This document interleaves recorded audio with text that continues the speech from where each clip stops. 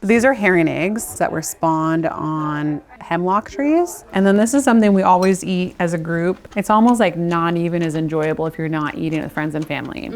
I can hear all your crunches. Call it Cleget products. Salty, fishy. I love it. I'm Chef Yet Despain. From winning Next Level Chef to cooking for A-listers, I've made my mark with Indigenous fusion cuisine. I've chased my dream to LA, but I hit roadblocks. I spent a year couch surfing, searching for identity and direction, but what grounded me was food, the traditional Native American and Mexican recipes of my ancestors. And now I'm on a mission across the Americas to reconnect with Indigenous foodways and bring their bold, beautiful flavors back to the table. There's a couple of different trails, so. Okay. That's an awesome way to spend our Sunday. I've always wanted to visit Alaska, and now it's my chance. Today, we're on Prince of Wales Island in the far reaches of southeast Alaska. We're here to learn about the foodways of the Tlingit, the people of the tides. They've pulled a living from these shores for literally thousands of years. My guide is Alicia, who works with youth on the island. With us is Gabrielle, a good friend of mine from LA who has Alaskan Native roots, but like Alicia, grew up in a city far from here. They like to go swimming over here? We'll be gathering ingredients to cook a meal with a Tlingit chef who'll show us how this wild landscape ends up on a plate. So, Alicia, where are we? We're in Heidelberg, or Higdechandlai, and this is Dog Salmon Beach, and we're here to harvest beach asparagus. Oh, okay. And then the beach asparagus is all these plants we see here, right? Do you eat them raw? Yeah, you can eat them raw. Very salty, very earthy. It does taste like it comes from near the sea, where it grows near the sea. It has a good crunch to it. Packs a lot of saltiness in that one little bite. I like it. I like to go a little further because we want to leave the spot closest to the road for elders, and so if we could walk further away. Yeah, perfect. In Tlingit, because I'm Tlingit on my dad's side, the word for beach asparagus is sukhadzi. There is a ton of beach asparagus here above the tide line of this inlet. It's a little late in the season, so she says we want to find one that hasn't started to flower yet. How do you know if it's flowering? These ones were the little white. Oh, I see, yeah. They're still edible and they taste good, but I prefer non-flowering. Awesome. Okay, so do you want to keep walking a little more, or? Yeah, let's walk a little bit more. Closer to the waterline, a little crab catches my attention. Oh, it's a crab! Hi, little crab! And Alicia approves of this choice. I think this is a fine spot. I like to use a knife, or some people use scissors. I want to prevent pulling up any roots. We'll just grab a little handful, and then we're just kind of cutting just above the root. Did you grow up here picking the asparagus? I didn't. I'm originally from Juneau or Santa Kahini, but it's been harvested for thousands of years. And I'm a strong believer in trying to incorporate more traditional foods into my diet. And this is one of my favorite plants in particular because there's not a lot of hardy vegetation up here as far as traditional food goes. I was really looking to reconnect culturally and just wanted to feel more rooted, and so learning more about the plants.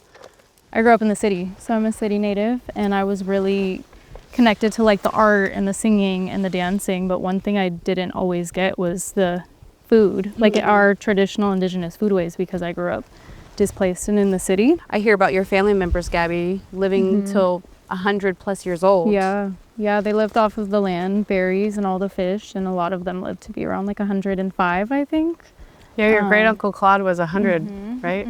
Yeah, Uncle Miju, yeah. There's something about the way the Tlingit live with the land that really pulls me in. It feels endless. The sea and the forest, like it's all offering itself if you know where to look. The season is short though, just 2 months to gather, preserve, and stockpile before the long Alaskan winter sets in. Very tart, very yum. Look how vibrant these are. Alicia especially wants to harvest fireweed blossoms from the sunny roadside to make jelly for tonight's meal. All parts of the plant are edible. It's a mucilaginous plant, and so It's good for digestive issues. Or like if you're stuck out in the woods and you're really hungry, you could split the stalk and suck out the middle part. These are poisonous. We eat them, but if you break off some of the cow parsnip and get the juice on you, you'll get really, really, really bad blisters. We've been foraging with permission in Haida country, but next we're going to connect with a Tlingit chef who's gathered some riches from the sea to bring it all together. This is Kelsey. She grew up cooking on the island and is going to teach us some delicious Tlingit recipes that she learned from her mom and dad. Well, thanks for coming over, Kelsey. It's so nice to meet you. Yeah, thank you for having me. It's such an honor. And Alicia, is your first time meeting Alicia? Alicia's excited to learn new cooking techniques from Kelsey to continue her journey reconnecting with her traditional foodways. So you're gonna show some traditional Tlingit recipes today, right? Yes, just some things that I grew up eating here with my family and foods that we learned to forage and harvest and hunt. Yeah. Well, I'm excited for that. So we're gonna make a fish soup. I talked to my aunt and I said, what is your, like when you think about your traditional Tlingit foods, what's the first thing you think of? And she said fish soup. Soups, I feel like, are the most underrated dishes. Yeah. Because they really hug your soul Yeah. and there's just so much nutrients in them. It's really, I feel like heartwarming and comforting. Yeah, there's been times growing up where we've gotten home and the kitchen sink has a salmon in it or crab, or there's a 5-gallon bucket outside with water filled with clams in it or something. What a childhood. Oh my goodness. My dad would always say that we eat like kings and queens. No one else is eating the fresh shrimp and crab and clams and salmon, and I just felt like you were so spoiled. I used to be embarrassed because my grandma would send me to school with like fish sandwiches and people would say, ew, what does that smell? You know, and now I'm like, geez, I was really lucky. Okay, so now that all this is finished, do we want to throw all this in a pot? What's the next step? I'm gonna heat some oil on the stove. I just prefer to Saute. saute the veggies first myself. A lot of our foods have always been enjoyed in their simplicity.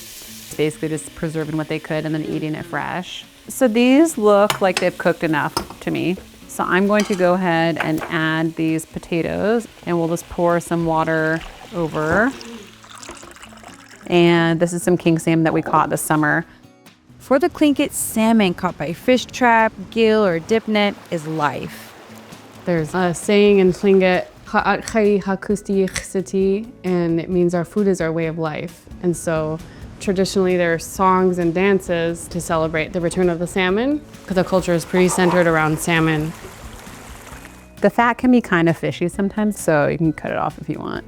A little less fishy if you take the fat off, okay. And then I have some tweezers here to take out these bones. I work with youth and it's really, really important. I don't have any children of my own, but I want our kids to know who they are and where they come from. And I also want them to know that there isn't one right way to do anything. Your auntie might do it differently, or your grandpa, or your uncle, and that's okay. Everything just varies a little bit from like how they do their smokehouse to how long you brine your fish, to if you're doing a cold smoke to a hot smoke, to how you're canning your fish. Like And this is like, they're like, I always grew up, you never put skin on the jar. It's ugly, it's hard to wash off. You don't do that. And Okay. I feel like it sounds kind of bougie, but I mean, it makes sense to me, and it looks so pretty when it's no skin on the outside. And it looks beautiful. Alicia started the process of making fiery jelly yesterday by steeping the blossoms. Now she'll dissolve the sugar and pectin in that infusion. We'll put it in jars and it'll be ready for a sweet treat for our meal later. I really love opening up a jar in the wintertime, and it always reminds me of summer, especially in the dark winter months. It gets tough in the wintertime, so. colors from nature. Yeah. The color is the best Beautiful part of the color, color. my favorite part. Kelsey's daughter Marissa couldn't agree more. Oh, that looks good. While the vegetables in the stew cook, we'll get started on the beach asparagus salad. Today I'm gonna use shrimp. My mom likes to do shrimp always in hers, and it's super good. And then I'm actually gonna do a coleslaw dressing. It's the same everywhere. mayo, vinegar, and sugar. Get the shrimp out of the fridge for me. Meanwhile, I'll peel the cooked shrimp. So these are local spot prawns, and they're very sweet. So different than what you're going to buy in the bags of shrimp at Costco or somewhere. So Oh, nice. I want to eat one now. Super sweet, super good. Wow, those shrimps are incredible.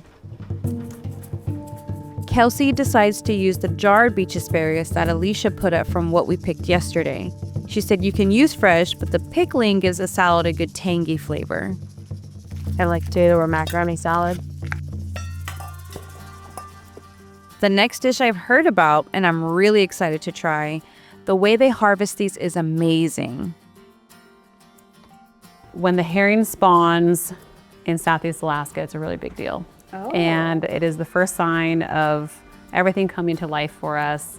We're getting ready to harvest to put up food for the next year to come. So we'll cut hemlock branches and put a buoy on them, and they'll go and set them out in the water and let the herring spawn on them, and then go back after so many days and get them. And then we love to eat them fresh, but we also will freeze them. These were frozen, and we're going to very lightly blanch them. Blanching is just a quick dip. It takes that wild edge off and leaves that ocean pop. So these are done. Yeah, just a super quick little poach. And then we will put some butter on it while it's hot so the butter can melt on it. And then soy sauce. And you pick the little branches and there you go.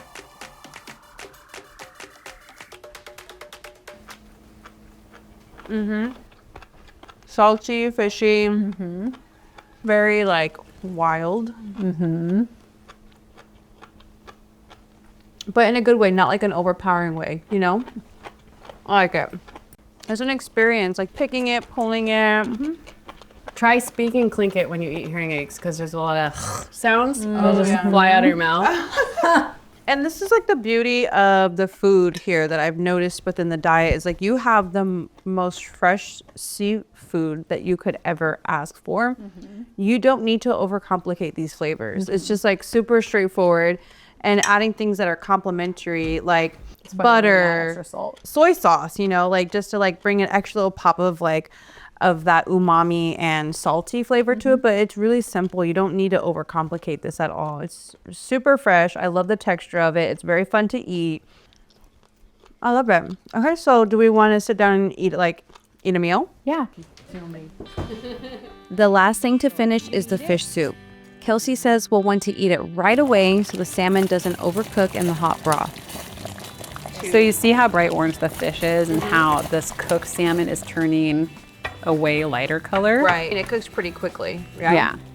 And then we'll serve it with some black seaweed, locally harvested, I believe. Black seaweed is harvested at low tide in spring and then sun-dried. High in protein, fiber, and vitamins, it's prized by the Tlingit as a condiment or a crunchy snack. Okay, I'm going to try a little bit. Yeah. Oh, it's really good. This is the perfect day for a soup, I feel like. It's a little gloomy outside, and then you have this nice fish soup. What? Beep, beep. Yum. Can you pass me the asparagus beach salad? Yeah. Eating with old friends and new friends is the best kind of spirit plate. Yum, yum, yum. Simple, local, and alive with the taste of this place. Yeah. Oh my gosh. I can't wait to try it. It's an offering to the land that provided and to the people who keep knowledge alive. Today, I'm grateful for food, friendship, and the reminder that some places stay with you long after you leave.